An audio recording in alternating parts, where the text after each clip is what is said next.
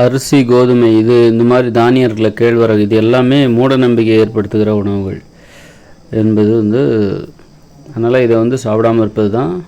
அதனால் எல்லாமே நம்ம சாப்பிட்றலாம், சாப்பிட முடிகிற எல்லாத்தையும் சாப்பிட்றலாம் அப்படின்னு நம்ம நினைக்கிறது ரொம்ப தவறு. இதெல்லாம் எப்போ சாப்பிட ஆரம்பித்தோம், நம்ம அரிசி, கோதுமை இதெல்லாம் எப்போ சாப்பிட ஆரம்பித்தோம் அப்படின்னா, உப்பு பயன்படுத்தின அப்புறம் தான். உப்பை மனுஷங்க எப்போ பயன்படுத்தி சமைச்சாங்களோ அப்போ தான் தானியங்களை உணவில் சேர்த்துக்கிட்டாங்க. ஏன்னா உப்பு இல்லாமல் நீங்கள் ஒரு அரிசியை சோறாக்கி சமைச்சலாம், உப்பு இல்லாத சமையலை சாப்பிட முடியுமா? அதான் உப்பு இல்லாத பண்டம் குப்பையில்லைன்னு சொன்னாங்க. அதுக்கு தான் அந்தளவுக்கு உப்பு இல்லைன்னா அந்த மாதிரி தானியங்களை நம்மளால் சாப்பிடவே முடியாது. தானியங்களை கோதுமை, அரிசி போன்ற கேழ்வரகு கூழ் உடம்புக்கு ரொம்ப நல்லது அப்படின்னு நம்ம சொல்கிறோம்ல, அதெல்லாம் மூட நம்பிக்கை உணவு. அதெல்லாம் உப்பு இல்லைன்னா நம்மளால் ஒரு கேழ்வரகு கூழெல்லாம் குடிக்க முடியாது. கேழ்வரகு கூழோ அல்லது கம்பங்கூழோ சோளக்காடியோ, சோளமும் ஒரு தானியம்தான். அதுமாதிரி அரிசினால் சோறு இதெல்லாம் உப்பு இல்லைன்னா அவங்களால சாப்பிட முடியுமா? பிரியாணியெல்லாம் விரும்பி சாப்பிட்றீங்க, பிரியாணி, மாமிசம் இதெல்லாம் உப்பு இல்லைன்னா சாப்பிட முடியுமா? முடியாது. அதனால் சாப்பிட முடியும்ன்ட்டு நிரூபிக்கிறதுக்காக வேணால் சாப்பிட்லாம், முடியும். ஆனால் எல்லோரும் விரும்பி அதை சாப்பிட மாட்டாங்க. சுவைங்கிறது இல்லாமல் போயிடும். நீங்கள் உப்பு இல்லைன்னா தானியங்களை நீங்கள் சமைச்சிங்கன்னா அதில் உப்பு சேர்க்கலைன்னா அதில் சுவையே இருக்காது. பச்சை சாப்பிட்டா கூட கொஞ்சம் சுவை இருக்கும். அதை சமைச்சிங்கன்னா அதில் உப்பு போட்டால் தான் சுவை வரும். சமைச்சிங்கன்னா தானியங்கள்லாம் சக்கை மாதிரி ஆகிடும். இந்த கேழ்வரகாக இருக்கட்டும், அரிசியாக இருக்கட்டும், கோதுமையாக இருக்கட்டும், உப்பு சேர்க்கலைன்னா அது வெறும் சக்கை தான். சமைத்த தானியங்கள் என்பது அதில் உப்பு சேர்க்கவில்லை என்றால் அது ஒரு சக்கை தான். அதை சாப்பிடவே முடியாது. அதனால் உப்பு சேர்க்கறதுனால தான் அதை சாப்பிட்றீங்களே ஒழிய மற்றபடி அந்த தானியங்கள் என்பது அது ஒரு மூட நம்பிக்கையை ஏற்படுத்துகிற உணவுகள் தான் என்பதில் எந்த சந்தேகமும் இல்லை. எப்போ சாப்பிட ஆரம்பித்தாங்க தானியங்களை அப்படின்னாக்கா, உப்பு பயன்படுத்தி எப்போ உணவை சமைச்சாங்களோ அப்போ தான் தானியங்களை பயன்படுத்தினாங்க. தானியங்களை உணவாக உண்ண ஆரம்பித்தார்கள். அப்போ உப்பை மனுஷங்க எப்போ பயன்படுத்தியிருப்பாங்க? எல்லா மனுஷங்களும் நான் சொல்கிறேன். கடற்கரையில் இருக்கிறவங்க எப்போ 10,000 வருஷத்துக்கு முன்னாடி கூட பயன்படுத்தியிருப்பாங்க. கடற்கரையில் வசிக்கிற மக்கள் 10,000 வருஷத்துக்கு 20,000 வருஷத்துக்கு முன்னாடி கூட பயன்படுத்தியிருப்பாங்க. அது இங்கே கேள்வி இல்லை. ஆனால் கடற்கரையில் எல்லாருமே இங்கே மனுஷன் குடியிருக்கிறது இல்லை. எங்கே இருப்பாங்க அப்படின்னா, அதான் கடற்கரையை விட்டு உள்பகுதியில் வசிக்கிற மக்கள் அவங்கெல்லாம் உப்பை பயன்படுத்தி உணவை சமைச்சு சாப்பிட்ருப்பாங்களா? ஏன்னா கடற்கரையில் உற்பத்தி செய்யப்பட்ட உப்பானது நீங்கள் கடற்கரையிலேருந்து வெகு தூரம் வசிக்கிற மக்களுக்கு போய் சேரணும் அப்படின்னா அதுக்கு வாகனங்கள்லாம் தேவை. அப்போ உலோகங்கள் கண்டுபிடிக்கப்பட்டிருக்கணும். வாகனங்கள் உலோகங்களால் செய்யப்பட்டது. உலோகங்கள் கண்டுபிடிக்கப்பட்ட பிறகு தான் நீங்கள் கடற்கரையில் உற்பத்தி செய்யப்பட்ட அந்த உப்பு ஆனது கடற்கரைக்கு வெகு தொலைவில் குடியிருக்கிற மக்களுக்கு கொண்டு சேர்க்கப்பட்டது அல்லது விற்பனை செய்யப்பட்டது. அப்போ பணம் என்னும் நடைமுறை, அதாவது அது பணம் என்னும் நடைமுறைங்கிறது ஒரு செப்பு காசு, தங்க காசு அல்லது இந்த மாதிரியான ஒரு நடைமுறை இருக்கும்போது இந்த உப்பானது வியாபாரம் செய்யப்பட்டது.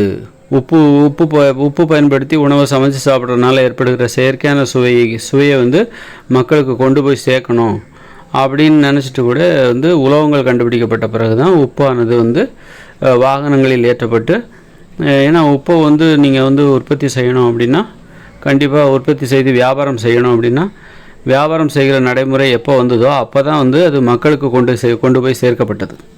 அதற்கு முன்பு யாரும் சேவை மனப்பான்மையை கடற்கரையில் உற்பத்தி பண்ணி எல்லா மக்களுக்கும் கொண்டு சேர்க்க முடியாது.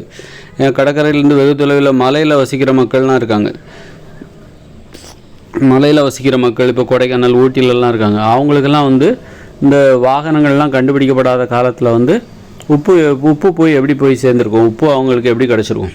அதனால் உப்பு எல்லா மக்களுக்கும் எப்போ கிடச்சிருக்கும் அப்படின்னா, வியாபாரம், விற்பனை என்கிற நடைமுறை ஏற்பட்ட பிறகு தான் உப்பு போய் எல்லா மக்களுக்கும் கிடச்சிருக்கும். உப்பு பயன்படுத்தி உணவை சமைக்கின்ற வழக்கம் மனித உயிர்களுக்கு ஏற்பட்ட போது தான்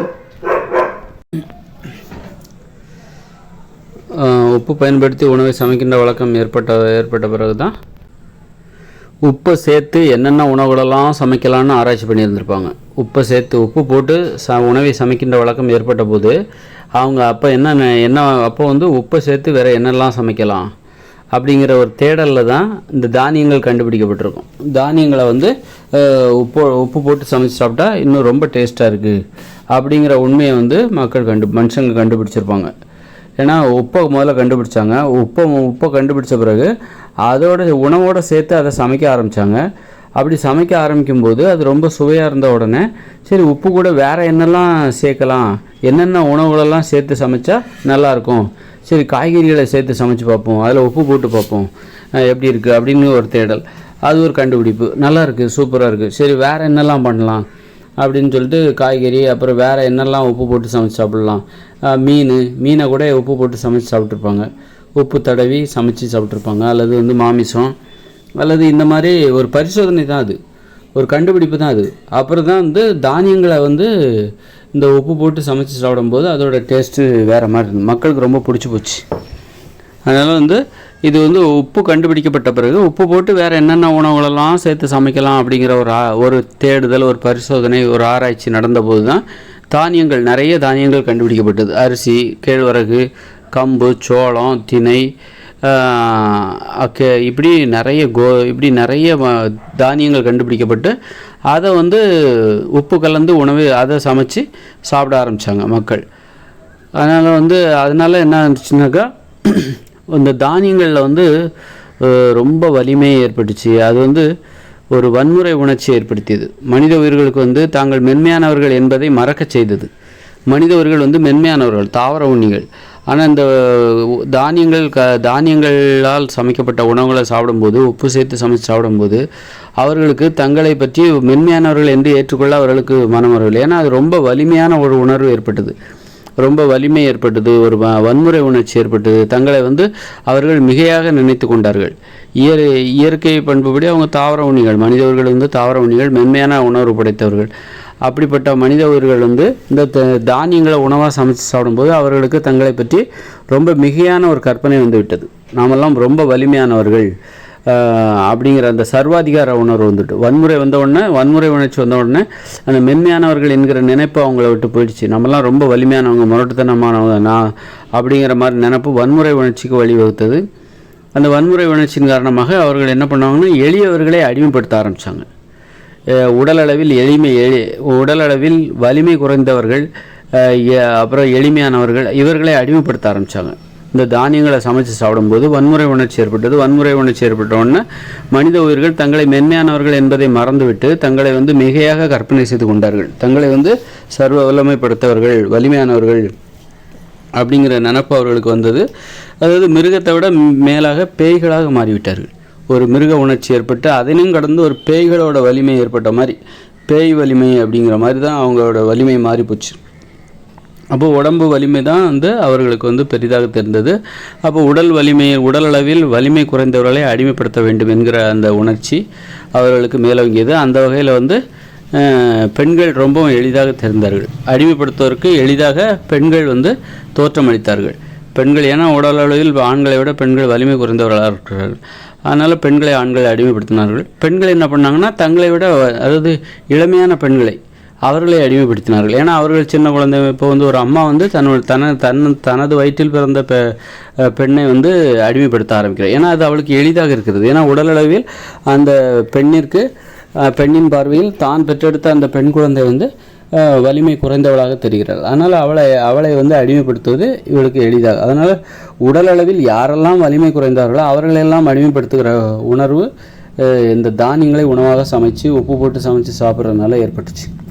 தானியங்களை சமைச்சு சாப்பிடும்போது உடம்புல பயங்கரமான வலிமை ஏற்பட்டுச்சு. சோறு சாப்பிடும்போது அப்படி திம்முன்னு இருக்கும், அப்படி உடம்பு அப்படி ஜம்முன்னு இருக்கும். அதே நீங்கள் காய்கறி பொரியல் பழங்கள்லாம் சாப்பிட்டிங்கன்னா உங்களுக்கு அந்த மாதிரியான உணர்வுலாம் வரவே வராது. நீங்கள் மென்மையானவராக தான் இருப்பீங்க. அப்போது நீங்கள் மென்மையானவர் என்கிற அடிப்படையில் உங்களுடைய சிந்தனைகள் அமையும், எண்ணங்கள் அமையும், கற்பனைகள், யோசனைகள்லாம் நீங்கள் ஒரு மென்மையானவர், நீங்கள் ஒரு தாவர உண்ணி. அதன் அடிப்படையில் அதுதான் உண்மை, அதான் இயல்பு, அதான் நிரந்தரமான ஒரு இயல்பு அதுதான். ஆனால் நீங்கள் ஒரு அரிசினால் செய்யப்பட்ட ஒரு இட்லியோ தோசையோ சாப்பிட்டிங்கன்னா, கோதுமையால் செய்யப்பட்ட, மைதாவால் செய்யப்பட்ட பரோட்டா அல்லது பூரி இதெல்லாம் சாப்பிட்டிங்கனாக்கா, கேழ்வரகு கூழெல்லாம் குடிச்சிங்கனாக்கா உங்கள் உடம்புல பயங்கரமான வலிமை ஏற்படும். ஒரு பழங்கள் காய்கறி சாப்பிட்றத விட பழங்களை கூட நீங்கள் வயிறு நிறைய சாப்பிட்டா கூட அந்த உணர்ச்சி, அந்த வலிமை வராது. இந்த கேழ்வரகு கூழ்லாம் ஒரு சொம்பு குடித்தா கூட எப்பொழுதும் உங்கள் உடம்புல அவ்வளோ வலிமை வரும். அப்போது உடனே மனுஷங்க என்ன நினச்சிப்பாங்க அப்படின்னா, தாங்கள் நம்மலாம் ரொம்ப வலிமையானவர்கள் அப்படிங்கிற நினைப்பு அவங்களுக்கு வந்துடும். வலிமையானவர்கள், அதாவது மிகையாக தன்னை பற்றிய இயல்பான உண்மையை தெரிந்து கொள்ள முடியாமல் தாங்கள் தாவர உண்ணிகள் மென்மையான உயிரினம் என்பதை மறந்துவிட்டு தாங்கள் ஒரு மிகப்பெரிய வலிமையான ஒரு உயிரினம் மனித உயிர்கள் அப்படிங்கிற அந்த ஒரு சர்வாதிகார உணர்ச்சி வந்துடும். அப்போது உடலளவில் வலிமை குறைந்தவர்களே அடிமைப்படுத்த வேண்டும், அடக்கி ஆள வேண்டும், அவமானப்படுத்த வேண்டும், அடித்து அழிக்க வேண்டும் என்கிற உணர்வு வரும். அதாவது பணியை மறுப்பவர்களை அடித்து அடிபணியாக வைக்கணும், இல்லைன்னா அழிக்கணும் அப்படிங்கிற உணர்வு வந்து இந்த தானியங்களை உணவாக சமைச்சு சாப்பிடும்போது உடலில் ஏற்படுகிற அந்த வலிமை காரணமாக உடலில் ஏற்படுகிற அந்த வன்முறை உணர்ச்சி அதற்கு வழிவகுக்கிறது. அதனால் அப்போ இது ஒரு மூட நம்பிக்கை.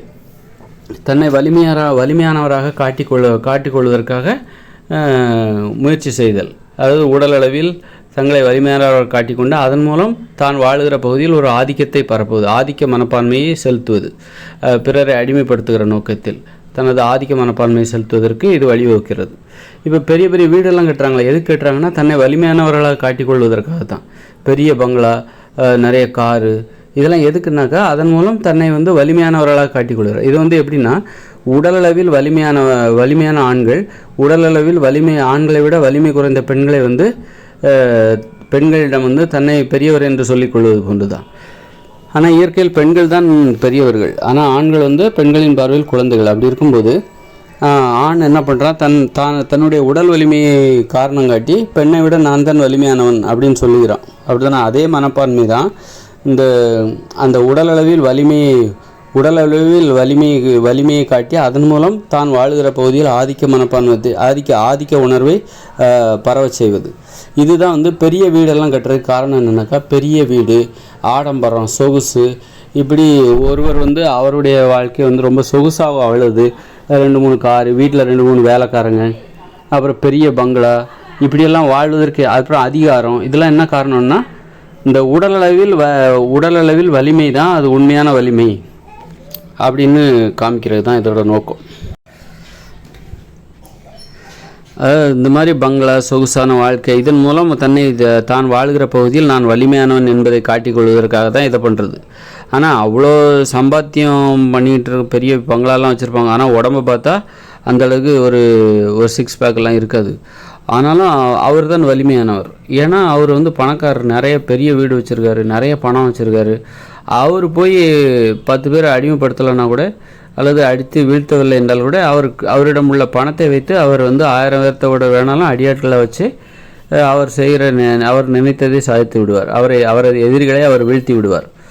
அதான் வந்து அந்த உடல் வலிமை தான் உண்மையான வலிமை அப்படிங்கிற நம்பிக்கை தான் மூட நம்பிக்கை. உடல் வலிமை தான் வலிமையானது, மற்றபடி உடலில் வலிமை இல்லாதவர்கள் வலிமை குறைந்தவர்கள் அப்படின்னு ஒரு வெளிப்படையான ஒரு பார்வை. அதை உண்மை என்பது வந்து ரொம்ப வெளிச்சமாலாம் நிற்காது, அது மறைந்திருக்கும், அதை நாம் தேடித்தான் போக வேண்டும். அப்போ வந்து இயற்கையில் வந்து பெண்கள் தான் பெரியவர்கள், ஆனால் ஆண்கள் வந்து குழந்தைகள். அப்படி இருக்கும்போது ஆண்களின் உடலை பார்த்து இவர்கள் தான் பெரியவர்கள் என முடிவு கட்டுவார்கள், அதான் மூட நம்பிக்கை. பெண்களின் உடலை பார்த்து ஆண்களின் உடலை விட வலிமை குறைந்தவர்களாக இருக்கிறார்கள் அப்படின்னா இவர்கள் ஆண்களுக்கு கீழானவர்கள் அப்படிங்கிற முடிவு கட்டுறாங்களா, அதுதான் வந்து மூடநம்பிக்கை. அந்த மூடநம்பிக்கைக்கு என்ன காரணம்னா, இந்த தானியங்களை உணவாக சமைத்து சாப்பிட்டது தான், தானியங்களை உப்பு போட்டு சமைச்சு சாப்பிட்டது தான் காரணம். தானியம் என்பது அவர்கள் சாப்பிடும்போது இந்த சோளம், அரிசி, கோதுமை, கேழ்வரகு இதெல்லாம் சமைச்சு சாப்பிடும்போது உடம்புல பயங்கரமான வலிமை கிடைக்குது. அப்படி இருக்கும்போது என்ன ஆகுது அப்படின்னா, மனித உயிர்களுக்கு தாங்கள் ஒரு மென்மையான உயிரினம் என்பதை மறந்து விடுகிறார்கள், தாங்கள் ஒரு தாவர உண்ணிகள் என்பதை மறந்து விடுகிறார்கள், தங்களை அவர்கள் மிகையாக நினைத்துக் கொள்கிறார்கள், மிகையானவர்களாக நினைத்துக் கொள்கிறார்கள். ஏன்னா அவர்கள் வந்து மிருக உணர்ச்சி வந்து விடுகிறது. இந்த தானிய உணவுகளை உப்பு போட்டு சமைச்சு சாப்பிட்றதுனால அவங்க உடலில் வந்து ஒரு மிருக பலம் ஏற்பட்டு விடுகிறது. மிருக பலத்தையும் தாண்டி ஒரு பேய்களின் பலம், ஒரு ராட்சச பலம், ஒரு சாத்தான்களின் பலம், அதாவது மிருகத்தையும் விட மேலானது எது அப்படின்னா பேய்களின் பலம் தனது உடலில் ஏற்படுவதாக அவர்கள் உணர்கிறார்கள். அதனால் தங்களை சாதாரணமானவர்களாக அவர்கள் ஏற்க மறுக்கிறார்கள்.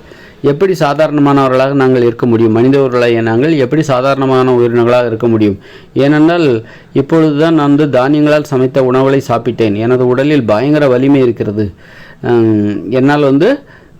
எனது உடலில் பயங்கர வலிமை இருக்குது, என்னால் 10 பேரை அடிமைப்படுத்தி அவர்களை வைத்து நான் நினைத்ததை சாதிப்பேன், எனது எதிரிகளை வீழ்த்துவேன் அதுதான் வந்து அந்த மாதிரி வந்து பல பேரோட வலிமை ஒருத்தருக்கு வந்து விடுகிறது. பல பேரோட வலிமை, 10 பேரை அடிமைப்படுத்தி தனது எதிரிகளை வீழ்த்துவது, தான் சொன்னால் செய்கிற ஒரு 10 பேரை வச்சு எதிரிகளை வீழ்த்துவது. அது மாதிரி தான் இந்த போரிடுதல்லாம் அப்படி தான். அதனால் வந்து இந்த நீங்கள் வந்து தானிய உணவில் சாப்பிட்டிங்கன்னா அரிசி, கோதுமை, கேழ்வரகு, சோளம், கம்பு, திணை இந்த மாதிரியான உணவுகளை சாப்பிட்டிங்கன்னா உடலுக்கு பயங்கர வலிமை கிடைக்கும். ஆனால் என்ன ஆகுன்னா, நீங்கள் ஒரு தாவர உண்ணி என்பதை மறந்து விடுவீர்கள், மென்மையானவர்கள் என்பதை மறந்து விடுவீர்கள். நீங்கள் வன்முறை உணர்ச்சி உங்களுக்கு அதிகமாகிவிடும். நீங்கள் ஒரு பேய்களாக மாறிவிடுவீர்கள், மிருகமாகவும் பேய்களாகவும் மாறிவிடுவீர்கள். அப்போ உங்கள் மூளை வந்து ஒரு உண்மையை பற்றி சிந்திக்க முடியும். உண்மையான அந்த அறிவு என்பது உங்களுக்கு ஏற்படாது. உண்மையான அறிவுனா நீங்கள் ஒரு தாவர உண்ணிகள், மென்மையானவர்கள், எளிமையானவர்கள் என்பதை ஏற்க மறுத்து விடுவீர்கள். நீங்கள் ஒரு தாவர உண்ணியர்கள் என்பதையும் ஏற்க மறுத்து விடுவீர்கள், மென்மையானவர்கள், எளிமையானவர்கள் என்பதையும் ஏற்க மறுத்து விடுவீர்கள். உங்கள் சிந்தனையில் வந்து மென்மையான அணுகுமுறை இருக்காது. சர்வாதிகார உணர்ச்சி ஏற்படும். பெண்களை எளியவர்களை, உடலளவில் எளியவர்களை அடிமைப்படுத்த வேண்டும் என்கிற உணர்வு தான் உங்களுக்கு ஏற்படும். பெண்களிடம் பணிவு வராது. ஏன்னா பெண்களிடம் வந்து பணிவாக நடந்து கொள்ள வேண்டும். நீங்கள் தானியத்தெல்லாம் சாப்பிட்டீங்கன்னா பெண்களிடம் பணிவாக நடந்துக்க மாட்டீங்க. அதுக்கு உதாரணம் பாருங்கள், பெண்களை அடிமைப்படுத்தி வீட்டில் அந்த தானிய உணவுகளை தானே சமைக்க வச்சுருக்கீங்க. இப்போ எல்லா பெண்களும் வீட்டில் அடிமையாகி என்ன பண்ணிகிட்ருக்காங்க, அந்த தானியங்களால் அந்த தானியங்களை வச்சு அரிசி, கோதுமை இதை வச்சு உணவு சமைக்கிறதுக்காக ஆண்கள் பெண்களை அடிமைப்படுத்தி வச்சுருக்காங்க.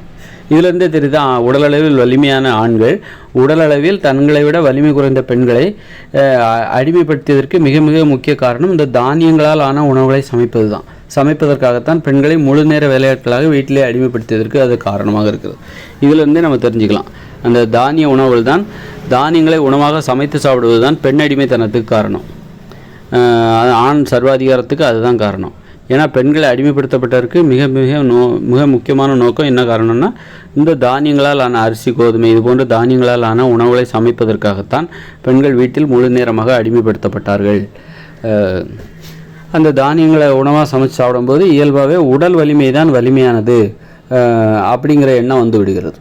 உடலில் வலிமை யாருக்கு அதிகமாக இருக்கோ அவங்க தான் எளிமை. அந்த வகையில் பெண்கள் வந்து ஆண்களோடு ஒப்பிடும்போது உடலளவில் வலிமை குறைந்தவர்களாக இருப்பதால் ஆண்களுக்கு பெண்கள் அடிமைகள் அப்படிங்கிற எண்ணம் வந்து இந்த தானியங்களால் சமைக்கப்பட்ட உணவுகளை சாப்பிடும்போது இயல்பாகவே வந்துவிடும்.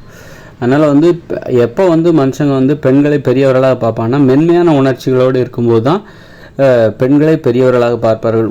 உண்மை என்பது கண்களுக்கு தெரியும். ஏன்னா அதுதான் உண்மை.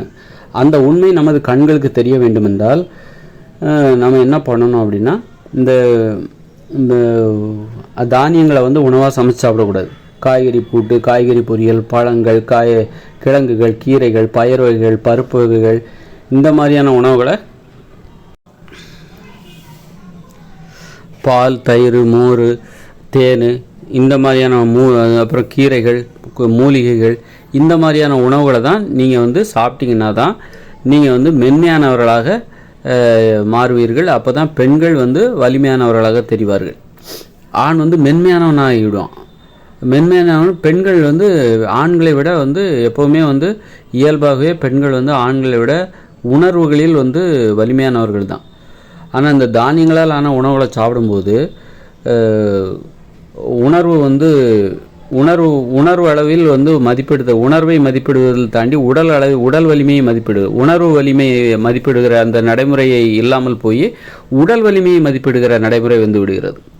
ஒரு உணர்வுங்கிறது இல்லை, உணர்வை அடிப்படையாக கொண்டு ஒரு பெண்ணை மதிப்பிடுகிற அந்த நடைமுறை இல்லாமல் போய் தானியங்களை உணவாக சமைச்சு சாப்பிடும்போது உடலில் ஏற்படுகிற அந்த பலமான வலிமை என்பது உடல் வலிமையை வைத்து ஆண் பெண் இருவரையும் மதிப்பிடுகிற அந்த நடைமுறை வந்து விடுகிறது.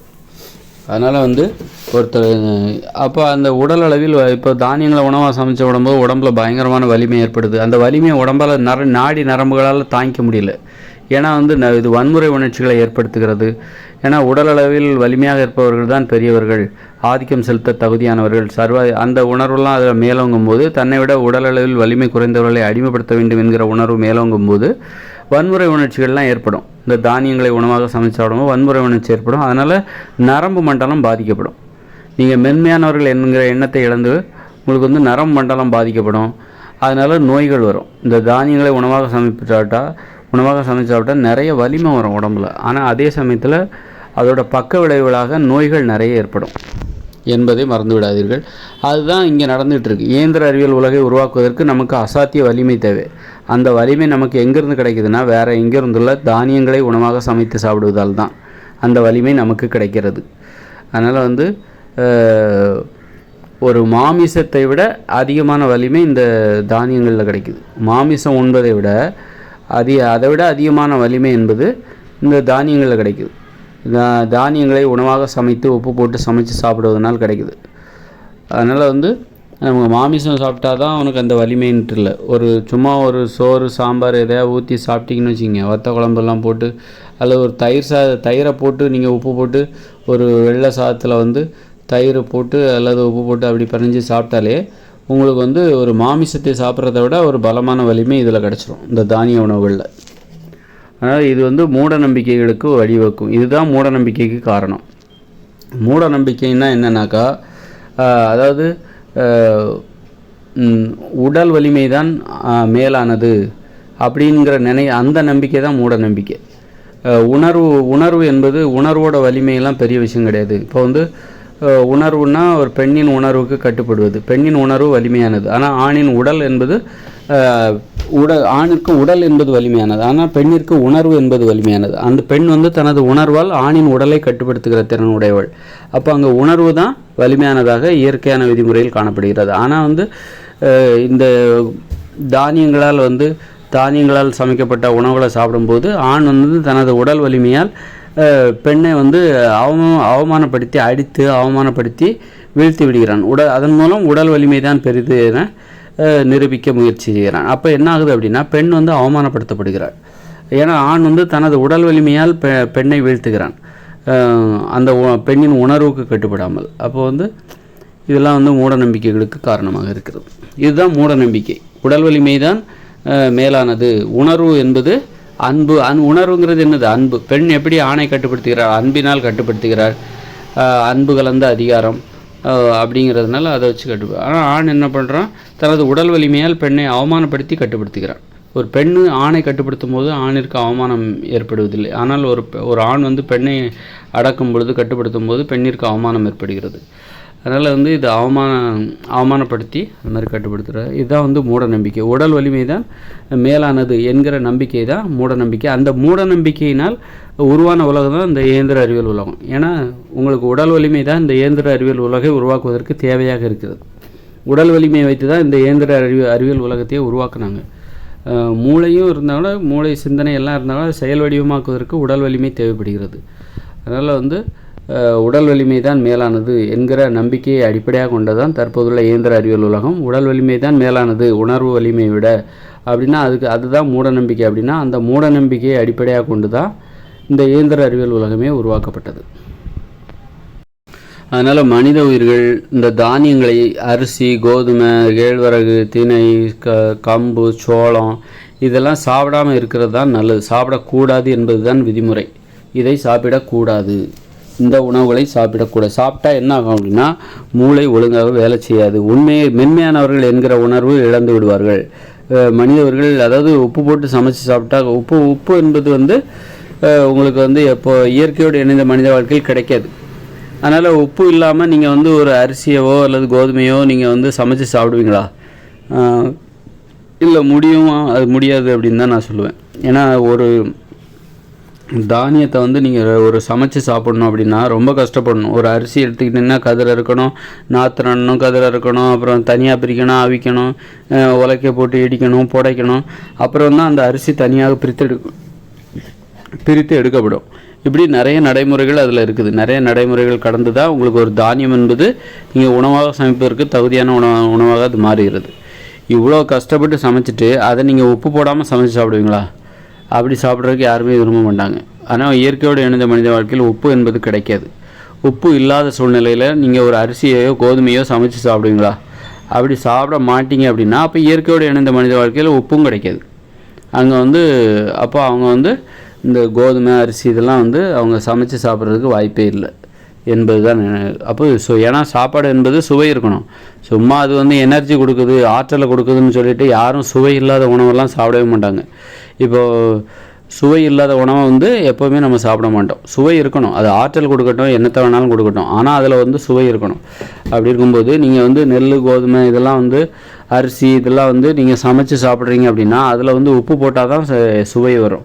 உப்பு இல்லைன்னா சுவை வராது. சுவை இல்லாத அரிசி உணவுகளையோ கோதுமை உணவுகளையோ யாருமே சாப்பிட மாட்டாங்க. அப்படின்னா உப்பு போட்டால் தான் அதில் சுவை வரும்னா, இயற்கையோடு இணைந்த மனித வாழ்க்கையில் அங்கே வந்து மின்சாரம் கிடையாது, வாகனங்கள் கிடையாது, பணம் என்னும் நடைமுறை கிடையாது, வியாபாரம் கிடையாது, விற்பனை கிடையாது, ஏற்றுமதி கிடையாது, இறக்குமதி கிடையாது. அப்படிங்கும்போது உப்பு வந்து அங்கே உப்பு வியாபாரமும் இல்லாமல் போயிடும். அப்படி இருக்கும்போது உப்பு போடாமல் இயற்கையோடு இணைந்த மனித வாழ்க்கையில் நெல், கோதுமை, அரிசி, கேழ்வரகு இதெல்லாம் எப்படி சமைச்சு சாப்பிடுவாங்க? சமைச்சு சாப்பிட வாய்ப்பே இல்லை. சுவை இல்லாமல் அந்த அரிசி கோதுமையை சமைச்சு சாப்பிடுவாங்களா? அதுக்காக சுவையில்லாத அந்த அரிசி கோதுமையை சமைப்பதற்காக அந்த கடினப்பட்டு அரிசி கோதுமையை உற்பத்தி செய்வார்களா? அப்படி கஷ்டப்பட்டு, ஏன்னா அரிசி ஒரு கொய்யா மரத்தை நட்டால் அது வளர்ந்து பழம் பறித்து பறிச்சா சாப்பிட்றலாம். ஆனால் வந்து ஒரு அரிசியை அப்படி சாப்பிட முடியாது. அரிசியை வந்து என்ன பண்ணணும், அது வந்து தண்ணி எப்போதும் தேங்கணும், நிறைய தண்ணி தேவை ஒரு நெல்லுக்கு. அப்புறம் வந்து அதை அறுக்கணும், களை எடுக்கணும், அப்புறம் வந்து கதிரை அறுக்கணும், அப்புறம் நெல்மணிகளை தனியாக பிரிக்கணும், நெல்மணிகளை அப்புறம் வந்து உரலில் போட்டு இடிக்கணும், அல்லது அவிக்கணும், காய வைக்கணும், உரலில் போட்டு இடிக்கணும், புடைக்கணும். இவ்வளோ கஷ்டப்பட்டு நீங்கள் ஏன் பண்ணுறீங்க? இவ்வளோ கஷ்டத்தை ஏன் அனுபவிக்கிறீங்க? ஒரு தானிய உணவுகளை சமைக்கிறதுக்காக ஏன் அனுபவிக்கிறீங்கன்னா அதில் உப்பு போட்டு சாப்பிட்டா நல்ல டேஸ்ட்டாக இருக்கும். உப்பு இல்லாமல் இவ்வளோ கஷ்டத்தை அனுபவிப்பீங்களா? உப்பே இல்லைங்கும் போது நீங்கள் இவ்வளோ கஷ்டத்தை யாருமே அனுபவித்து அந்த தானியத்தை உற்பத்தி பண்ண மாட்டாங்க. ஏன்னா உப்பு என்பது இயற்கையோடு இணைந்த மனித வாழ்க்கையில் கிடைக்காது. அப்படி இருக்கும்போது உப்பு இல்லாமல் தான் அவர்களுடைய உணவு முறைகளில் உப்பு என்பதே இருக்காது. அப்படிங்கும்போது தானிய உணவுகளில் உப்பு சேர்க்காமல் அதை சாப்பிடவே முடியாது எனும்போது தானிய உணவுகளை உணவுகளாக உண்கிற வழக்கமே வந்து இயற்கையோடு இணைந்த மனித வாழ்க்கையில் இருக்காது. இன்னும் அடிப்படையில் என்னன்னாக்கா, தானிய உணவுகளை உட்கொண்டால் ஒரு அறிவுபூர்வமான ஒரு வாழ்க்கை, மென்மையானவர்கள் என்கிற உணர்வே வந்து இழந்துருவாங்க. மென்மையானவர்கள் என்கிற உணர்வோடு மனுஷங்க வாழணும். தாங்கள் எளிமையானவர்கள், மென்மையானவர்கள் என்கிற உணர்வோடு வாழ்ந்தால் தான் இந்த மாதிரி சண்டைலாம் போட மாட்டாங்க. சண்டை போடாமல் அன்பு பாராட்டுவார்கள். வன்முறையை வந்து பெருமை பேசிக்கொண்டு வாழ மாட்டார்கள். வன்முறை தான் பெருமை அப்படின்னு நினச்சிக்கிட்டு வாழ்கிறதுக்கு காரணமே என்னன்னாக்கா, இவர்கள் தங்களை மென்மையானவர்கள், தாவர உண்ணிகள், தாங்கள் ஒரு தாவர உண்ணிகள், தாங்கள் ஒரு மென்மையானவர்கள் என்கிற எண்ணமே இவர்களுக்கு இல்லை. இவர்கள் தங்களை சிங்க பரம்பரை அப்படி இப்படின்னு தான் சொல்லிக்கிறாங்க. புலி சிங்கம் அப்படின்னு தான் சொல்லிக்கிறாங்க. ஏன்னா புலி சிங்கம்லாம் வந்து தாவர உண்ணிகள், அதெல்லாம் மிருக உண்ணிகள். அப்போ தாவர உண்ணிகள் தான், நம்மலாம் தாவர உண்ணிகள் தான், நம்மலாம் குரங்குகள். அப்படி இருக்கும் நம்மலாம் தாவர உண்ணிகள். ஆனால் இவங்க எதை சொல்ல, இவங்க குரங்குகள்னு சொல்லிக்கிறதுக்கு இவங்க விருப்பப்படலை. இவங்களை தங்களை வந்து சிங்கம், புலி, சிறுத்தை அப்படின்னு சொல்லிக்கிறதுக்கு தான் இவங்க விருப்பப்படுறாங்க. அதனால்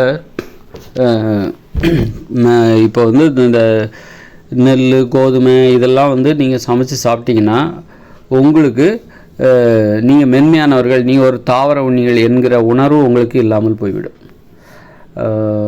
நீங்கள் வலிமையானவர்கள் அப்படிங்கிற நினப்பு உங்களுக்கு ஏற்படும். அதனால் என்னாகும் அப்படின்னாக்கா, உங்களால் வந்து ஒரு மனுஷங்களாக சிந்திக்க முடியும். மனித சிந்தனை என்பது உங்களுக்கு வராது. மனிதத்தன்மை என்பது உங்களுக்கு இல்லாமல் போய்விடும். ஆனால் ஒருவேளை உப்பு போடாமல் இந்த தானியங்களை சாப்பிட்டா என்ன ஆகும் அப்படிங்கிறத பற்றி நான் இனிமேல் தான் வந்து முயற்சி பண்ண போகிறேன். ஏன்னா எனக்கு நல்லாவே தெரியுது, கேழ்வரகுலாம் சாப்பிட்டப்ப எனக்கு என்ன உணர்வு, எனக்கு ஏற்பட்ட உணர்வுகளை நான் புரிந்து கொள்ளும் பொழுது அது கண்டிப்பாக வந்து மூளை ஒழுங்காக வேலை செய்ய மாட்டேங்குது. அது வந்து ஒரு இயற்கையை பற்றின உண்மைகளை தெரிந்து கொள்ள முடியவில்லை. அதெல்லாம் நான் உணர்கிறேன். அதனால் அந்த உணவுகளை சாப்பிடுவதற்கே பயப்படுகிறேன். ஏன்னா மனித உயிர்களாக வாழும்பொழுது தான், மனிதத்தன்மையோடு வாழும்பொழுது தான் நாம் வாழ்வதற்கான அர்த்தம் என்பது நமக்கு கிடைக்கிறது. அதனால் வந்து இயற்கையோடு இணைந்த மனித வாழ்க்கை என்பது அவர்கள் வாழ்க்கை அங்கே அந்த மாதிரி காடுகளில் தான் வாழ போகிறாங்க. அப்படி இருக்கும்போது அவ்வளோ சிரமப்பட்டு வாழ்கிறாங்க. அப்படின்னா அங்கே வந்து குடிசை தான் இருக்கும், ரொம்ப கஷ்டப்படுவாங்க. இந்த அளவுக்கு சொகுசான வாழ்க்கை அங்கே கிடையாது. ரொம்ப கஷ்டப்பட்டு வாழும்போது அந்த வாழ்க்கையில் ஒரு அர்த்தம் இருந்தால் தான் அந்த வாழ்க்கையை வந்து எதிர்கொள்வதற்கு அவர்கள் ரொம்ப ஆர்வமாக இருப்பாங்க. அந்த வாழ்க்கையை வாழ்வதற்கு அவர்கள் ஆர்வமாக இருக்க வேண்டும் என்றால் அந்த வாழ்க்கையில் ஒரு அர்த்தம் இருக்கணும். ஸோ அப்போ மனித உயிர்களாக வாழும்போது தான் அந்த வாழ்க்கையில் ஒரு அர்த்தம் என்பது வரும். மென்மையானவர்களாக, ஒரு தாவர உண்ணிகளாக, நாமெல்லாம் எளிமையானவர்கள் தான் அன்பு பாராட்டுவாங்க. தன்னை வந்து வலிமையானவர்கள் நினைக்கிறாங்க பாருங்க, அவங்கெல்லாம் வந்து அன்பை எதிர்பார்க்க மாட்டாங்க, அடிமைத்தனத்தை தான் எதிர்பார்ப்பாங்க. அடிமைகளை தான் அவங்க விரும்புவாங்க. யார் ரொம்ப தன்னை வந்து வலிமையானவர்கள் நினைக்கிறாங்க பாருங்க, பெரிய வீடு, பங்களா, இது மாதிரியான ஆட்கள் தங்களை சுற்றி ஒரு கூட்டத்தை தான் கூட்ட விரும்புவாங்க.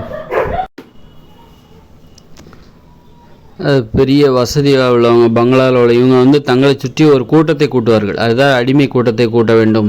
எண்ணிக்கையை காட்டி, நிறைய மனுஷங்களோட எண்ணிக்கையை காட்டி அதன் மூலம் பெருமைப்படுவார்கள். அதன் மூலம் தங்களுடைய வலிமையை நிரூபிக்க முயற்சி செய்வார்கள். அதைத்தான் இவங்க எதிர்பார்ப்பாங்க. ஆனால் எளிமையானவங்க தான் உண்மையான அன்பை எதிர்பார்த்து அதைத்தான் வந்து அவர்கள் தங்களுடைய வலிமையாக நினைப்பார்கள். தங்களுக்கு கிடைக்கிற தங்களுடைய பலமாக எதை நினைப்பாங்கன்னா, உண்மையான அன்பை அடிப்படையாக கொண்ட ஒரு உறவு முறையை தான் வந்து எளிமையானவர்கள் வந்து மென்மையானவர்கள், அதான் எளிமையானவர்கள் மென்மையானவர்கள் வந்து பெருமையாக நினைப்பாங்க. அதனால் வந்து மூட நம்பிக்கைகளுக்கு தானியங்கள் தான் காரணம். தானியங்களை உணவாக உண்பது தான் காரணம். எப்படின்னாக்கா, இது வந்து இந்த இயந்திர அறிவியல் உலகில் வாழ்வதற்கு மனுஷங்களுக்கு ஒரு முரட்டுத்தனமான ஒரு வலிமை தேவை. அந்த வலிமையை எதிலிருந்து பெறுவது? உணவிலிருந்து தான் பெற முடியும். ஒரு ஆற்றல், ஒரு வன்முறை உணர்ச்சி தேவை. உயிரை பணியமாக வச்சு உழைக்கக்கூடிய அந்த துணிச்சல் தேவை. உயிரை பணியமாக வச்சு உழைக்கின்ற அந்த துணிச்சல், அந்த துணிவு என்பது தேவை. அது வந்து எங்கேருந்து உணவிலிருந்து தான் பெற முடியும். நீங்கள் ஒரு பழங்கள் காய்கறிகள்லாம் சாப்பிட்டு நீங்கள் அதில் ஏற்படுற ஆற்றல் மூலம் இந்த இயந்திர அறிவியல் உலகை உருவாக்கி இருக்க முடியாது. இந்த பிரம்மாண்டமான இயந்திர அறிவியல் உலகம் என்பது இதை உருவாக்குவதற்கு மிகச்சிறந்த ஆற்றல் ஒன்று தேவைப்படும். அதாவது முரட்டுத்தனமான ஒரு ஆற்றல் தேவை. அதை வந்து எங்கேருந்து பெற முடியும்னா உணவிலிருந்து தான் பெற முடியும். அந்த உணவு தான் இந்த தானியங்கள். அது எதுலேருந்துலாம் கிடைக்கும் அப்படின்னு சொல்லிட்டு மனுஷங்க யோசிக்கும்போது அது வந்து தானியங்கள்லேருந்து கிடைக்குது. தானியங்களை உணவாக சமைத்து சாப்பிடும்போது அந்த ஆற்றல் கிடைக்குது. அந்த வன்முறை உணர்ச்சியை கொடுக்கக்கூடிய ஆற்றல் வந்து தானியங்களிலிருந்து கிடைக்குது. தானியங்களை உணவாக சமைத்து சாப்பிடும்போது கிடைக்குது. அரிசி, கோதுமை, கேழ்வரகு கூழ், கம்பம், திணை, சோளம், இதெல்லாம் வந்து அந்த ஆற்றலை கொடுக்கக்கூடிய உணவுகளாக இருக்கிறது. அப்புறம் வேறு இதுலேருந்துலாம் கிடைக்கும். ஒருவேளை மாமிசம் சாப்பிட்டா அந்த மாதிரியான ஒரு ஆற்றல் கிடைக்கும். இந்த இயந்திர அறிவியல் உலகை உருவாக்குவதற்கு, இந்த இயந்திர அறிவியல் உலகில் வாழ்வதற்கு, உயிரை பணயமாக வைத்து வாழ்வதற்கு, வன்முறை உணர்ச்சியோடு வாழ்வதற்கு, ஈவு இறக்கம்லாம் பார்க்காம ஒரு மனிதத்தன்மை இல்லாமல் வாழ்வதற்கு ஒரு உணவு தேவை. வாழ்வதற்கு ஊக்கம் அளிக்கக்கூடிய ஒரு உணவு தேவை அப்படின்னு தேடி சாப்பிட்றாங்க. அதில் தான் வந்து இந்த மாமிச உணவு, மீன் உணவு, அரிசி, தானியம், கோதுமை, அரிசி, கோதுமை, கேழ்வரகு, திணை, கம்பம், சோளம், இது போன்ற தானியங்கள்லாம் வந்து அந்த வகையில் தான் வந்து இதை மக்கள் உண்பதற்கு காரணமாக இருக்கிறது.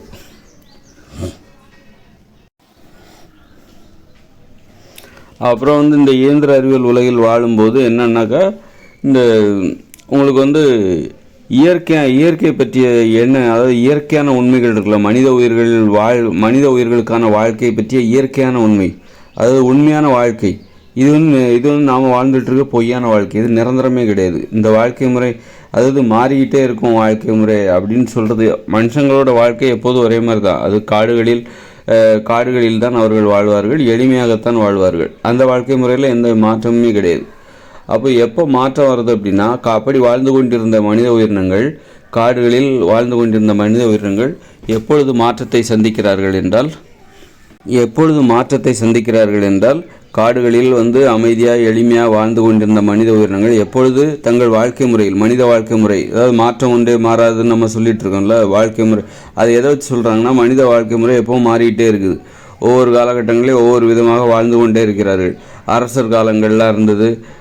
அப்புறம் வந்து அரசர் அது மாதிரி பார்த்தா இப்போ ஜனநாயகம்னு சொல்லிட்டு ஓட்டு அரசியல் அது மாதிரிலாம் வருது தானே. இதெல்லாம் மாற்றம். இந்த மாற்றங்கள் தான் வந்து அப்புறம் இது ஒரு மாற்றம். அப்புறம் கடந்த காலங்களில் நம்ம வந்து வாழ்ந்த முறை, இன்றைக்கி வந்து இயந்திர தொழில்நுட்பம் வந்து மாற்றம். இப்படி மாற்றங்களெல்லாம் வச்சு பார்க்கும்போது மாற்றம் என்பது நிகழ்ந்து கொண்டே இருக்கும் அப்படின்னு நாம் சொல்ல ஆரம்பிச்சிட்டோம். இந்த மாற்றங்கள் வந்து இதுபோன்ற மாற்றங்கள் என்பது உண்மையானதா அப்படின்னு பார்த்தாக்க, நாம் வந்து எப்போ இந்த மாற்றங்கள் நடந்ததுன்னா, உப்பை பயன்படுத்தி உணவை சமைத்து சாப்பிட்டப்போ தான் இந்த மாற்றமே ஏற்பட்டது. அது வரைக்கும் மனித வாழ்க்கை என்பது மாற்றம் இல்லாமல் தான் இருந்தது. உப்பை பயன்படுத்தி உணவை சமைச்சு சாப்பிடும்போது அவர்களுக்குள் வன்முறை உணர்ச்சி ஏற்பட்டது. வன்முறை உணர்ச்சி, முரட்டுத்தனமான உணர்ச்சி, ஒரு கொலை வெறியெல்லாம் ஏற்பட்டது, பேராசை ஏற்பட்டது. தங்களை பற்றி மனிதவர்கள் என்பது தாவர உண்ணிகள், தங்களை பற்றி மென்மையானவர்கள் என்கிற உணர்வு இல்லாமல் போய் தங்களை மிக வலிமையானவர்கள் அப்படின்னு நினைக்க ஆரம்பிச்சிட்டாங்க. நம்ம அதாவது பயங்கர வலிமை படைத்தவர்கள், அந்த அளவுக்கு அவங்களுக்கு தன்னம்பிக்கையும் ஏற்படுது. அளவுக்கு அதிகமான ஒரு தன்னம்பிக்கை ஏற்படுகிறது. அப்படி ஏற்படும்போது அவர்கள் இது போன்ற பிரம்மாண்ட உலகை உருவாக்க வேண்டும் என்கிற அந்த உள்ளுணர்வு, அதனை அடிப்படையாக கொண்டு தான் இந்த ஒரு உலோகங்கள் கண்டுபிடிக்கப்பட்டாங்க. உலோகங்கள் அப்போ தான் கண்டுபிடிச்சாங்க. இந்த உப்பு கலந்து உணவை சமைச்சு சாப்பிடும்போது அவர்கள் தங்களுடைய வலிமையை நிரூபிப்பதற்காக ஆராய்ச்சி செய்தார்கள்.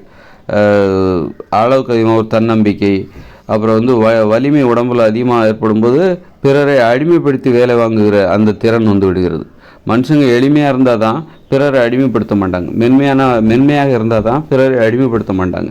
பிறரை அடிமைப்படுத்தி வேலை வாங்குவது, இதெல்லாம் மனுஷங்க மனிதத்தன்மை இழக்கும் போதும், மனுஷங்க ஒரு முரட்டுத்தனமானவர்களாக மாறும்போதும், மென்மையை இழக்கும் போதும், தங்களை எளியவர்களாக உணராத போதும், ரொம்ப வலிமையானவர்களாக உணரும் போதும் இது போன்ற தவறுகளை செய்கிறார். பிறரை அடிமைப்படுத்தி ஒரு வேலையை வாங்குறாங்க. அந்த நடைமுறை தான் இந்த இயந்திர அறிவியல் உலகம் உருவாவதற்கே காரணம். இன்றைக்கி பார்த்திங்கன்னா ஒரு அலுவலகம் அல்லது கம்பெனி எல்லா இடத்துலையும் அங்கே ஒரு நிர்வாகத்தின் கீழ் நிறைய பேர் வேலை செய்கிறாங்க. அவங்க சொல்கிறத செய்கிற அந்த நடைமுறை, அதாவது அவங்க சொல்லுவாங்க, மற்றவங்க செய்வாங்க, அந்த மாதிரியான ஒரு நடைமுறை. இதுதான் அடிமைத்தனம் அப்படின்றது, ஏற்றுக்கொள்ளப்பட்ட ஒரு அடிமைத்தனம். ஆனால் இது கண்டிப்பாக அடிமைத்தனம் தான். அடிமைத்தனம் என்றால் அது அடிமைத்தனம் தான், அதில் எந்த மாற்றம் கிடையாது. நீ டீசெண்டாக வேலை வாங்கினாலும் சரி, இல்லாமல் வேலை, ஒரு பயந்து தானே, மற்றவங்களுக்கு பயந்து தானே, மேலதிகாரிகளுக்கு பயந்து தானே நம்ம வேலை பார்க்குறோம், அல்லது வறுமைக்கு பயந்து தான் நம்ம இன்னொருத்தர் சொல்கிறத நம்ம செய்கிறோம். கம்பெனிலையோ அல்லது நீங்கள் தொழிற்சாலையிலையோ உங்களுடைய மேலதிகாரி சொல்கிறத என்ன காரணத்தினாலும் செய்வீங்க? வேலை விட்டு அனுப்பிச்சிடுவார், எல்லாம் திட்டுவார், அசிங்கப்படுத்துவார். அப்புறம் இப்போ போட்டியாளர்கள், உங்களுக்கு சக தொழிலாளர்கள், அவர்களுடன் உங்களுக்கு நிகழ்கிற போட்டி, அதில் உங்களுக்கு தோல்வி அடைந்து விடக்கூடாது அப்படின்னு சொல்லிட்டு தான் நீங்கள் அவங்க மேலதிகாரிகள் சொல்கிறத செய்வீங்க. வறுமைக்கு பயந்து எங்கே வேலை இல்லாமல் போனால் பட்டினி கிடந்தோம் அப்படின்னு சொல்லிட்டு, இது போன்ற வறுமைங்கிறது ஒரு அவமானம் தான். ஏழ்மை என்பது ஒரு அவமானம் தான். சாப்பாட்டுக்கு வழி இல்லாமல் இருக்கிறது அதுவும் ஒரு அவமானம் தான். அப்புறம் மேலதிகாரிகள் திட்டுவாங்க, அடிக்கக்கூட செய்வாங்க. சில இடங்களில் வேலை வாங்குகிறவர்கள் தனக்கு கீழ் உள்ளவர்களை அடிக்கக்கூட செய்வாங்க, அசிங்கப்படுத்துவாங்க, அவமானப்படுத்துவாங்க. அப்படியெல்லாம் இதுக்கெல்லாம் பயந்துக்கிட்டு தான் நம்ம இந்த வேலையெல்லாம் செஞ்சிட்ருக்கோம். வன்முறை பயன்தான். அந்த அடிமைத்தனத்துக்கு காரணமே வன்முறை பயன்தான். நம்ம அடிமைகளாக வேலை செய்வதற்கு நம்மலாம் இது ஏற்றுக்கொள்ளப்பட்ட அடிமைத்தனம். அப்போ இதுக்கெல்லாம் இதை ஏற்றுக்கொள்வதற்கு உங்களுக்கு என்ன காரணத்தினால ஏற்றுக்கிறீங்க அப்படின்னா, சரி இந்த அவமானத்தை சகித்து கொண்டால் பணம் சம்பாதிக்கலாம், பணத்தை வச்சுக்கிட்டு நம்ம ஒரு வீடு கட்டலாம், பெரிய வீடு கூட கட்டலாம், நல்ல வேலை இருந்தால் பெரிய வீடு கட்டலாம், அதனால அங்கே நமக்கு ஒரு மரியாதை கிடைக்கும், அதன் மூலம் நம்ம இந்த அவமானத்தை சகித்து கொண்டால் அப்படி ஒரு மரியாதை உனக்கு கிடைக்கும் அப்படின்னு சொல்லிட்டு சொகுசாக வாழலாம் அப்படின்னு கூட மனுஷங்க நினச்சி இந்த அவமானத்தை சகித்து கொள்கிறார்கள். ஆக அவமானங்களை சகித்து கொள்வார்கள். ஒரு உணவு முறை தேவை, அந்த உணவு தான் தானியங்கள். அதனால் இந்த உணவுகள் இந்த இயந்திர அறிவியல் உலகுக்கு மட்டும்தான் பொருந்தும். தானிய உணவுகள், அரிசி, கோதுமை, கேழ்வரகு, இதை இந்த உணவு. அப்போ மனுஷங்க எளிமையாக மாட்டாங்கன்னா நீங்கள் அரிசியெல்லாம் உற்பத்தி பண்ண மாட்டாங்க. எதுக்காகனா அரிசியை உற்பத்தி பண்ணுறது அவ்வளோ கஷ்டம். அதை நாற்று நடணும், எப்போவும் தண்ணி நிறைஞ்சிருக்கணும் வயல்வெளியில், அப்புறம் கதிர் இருக்கணும், அப்புறம் அந்த நெல்மணிகளை உதிர்க்க வேண்டும், அதை அப்புறம் அவிக்கணும், அப்புறம் காய வைக்கணும், அப்புறம் உரலில் போட்டு இடிக்கணும். இது எங்கன்னா இயற்கையோடு இணைந்த மனித வாழ்க்கையில் மனுஷங்க மென்மையாக தான் வாழ்வாங்க. அப்படி அவங்க உப்புலாம் பயன்படுத்த மாட்டாங்க. காய்கறிகள், பழங்கள், கீரைகள், மூலிகைகள், இப்படி தான் அவங்க சாப்பிட்டுட்ருப்பாங்க. அப்படி இருக்கும்போது அவங்க தானியங்களெல்லாம் அவங்க சமைச்சு சாப்பிட மாட்டாங்க. ஏன்னா அது அவ்வளோ வேலைகள். தானியங்களில் நிறைய வேலைகள் வாங்கக்கூடியது, நிறைய அப்புறம் தானியங்களை அரிசி, இதெல்லாம் உப்பு இல்லாமல் நீங்கள் அதை சாப்பிடவே முடியாது. ஒரு பழத்தை நீங்கள் பழம் சாப்பிட்றதுக்கு உப்பு தேவையில்லை, கொய்யாப்பழம் சாப்பிட்றதுக்கு உங்களுக்கு உப்பு தேவையில்லை, ஒரு கேரட்டு கடித்து சாப்பிட்றதுக்கு உப்பு தேவையில்லை. இந்த மாதிரி காய்கறிகளையோ பழங்களையோ சாப்பிட்றதுக்கு உங்கள் உப்பு தேவையில்லை. உப்பு தேவைப்படாத உணவுகள் தான் மனுஷங்க சாப்பிட போகிறாங்க. இப்படி பார்க்கும்போது அதுலேயும் உப்பு சேர்க்கப்பட்டால் கூட, இந்த காய்கறி உணவுகளில் உப்பு சேர்த்தா கூட, இந்த தானிய உணவுகளில் உப்பு சேர்த்து சமைச்சு அந்த தானிய உணவுகளை அரிசி, கோதுமை, அந்த மாதிரி தோசை, இட்லிலாம் அதெல்லாம் சாப்பிட்டா முரட்டுத்தனமான வலிமை ஏற்படும். அது வன்முறை உணர்ச்சி ஏற்படும், மூட நம்பிக்கை ஏற்படும். மீண்டும் மனுஷங்க தன்னை பற்றி ஒரு மிகையாக நினைத்து கொள்வார்கள். அப்புறம் மூளை ஒழுங்காக வேலை செய்யாது. அதனால் இயற்கையோடு இணைந்த மனித வாழ்க்கையில் எளிமையாக வாழ்கிற அவர்கள் இது போன்ற உணவுகளை சாப்பிட்டால் அவர்களுக்கு அந்த உண்மையான வாழ்க்கையை உணர முடியாது. தாங்கள் மென்மையானவர்கள் என உணரும்போது தான் மனுஷங்களுக்கு தாங்கள் மென்மையானவர்கள் அப்படின்னு உணரும் போது தான் அன்பு பாசத்துக்கு கட்டுப்படுவாங்க. தாங்களை ரொம்ப வலிமையானவர்கள் நினைக்கும் போது அவர்களுக்கு அன்பு பாசம் பெரிதாக தெரியாது. அன்பு பாசம் என்பது அவர்களுக்கு பெரிதாக தெரியாது. அதனால் ஒரு மென்மையானவர்கள் அப்படிங்கிற அந்த உணர்வை அடிப்படையாக கொண்டு தான் மனித வாழ்க்கையின் மனித உயிர்களின் சிந்தனையே அமைய வேண்டும். தாங்கள் எளிமையானவர்கள் என்பதை அடிப்படையாக கொண்டு தான் மனித உயிர்களின் சிந்தனையே அமைய வேண்டும்.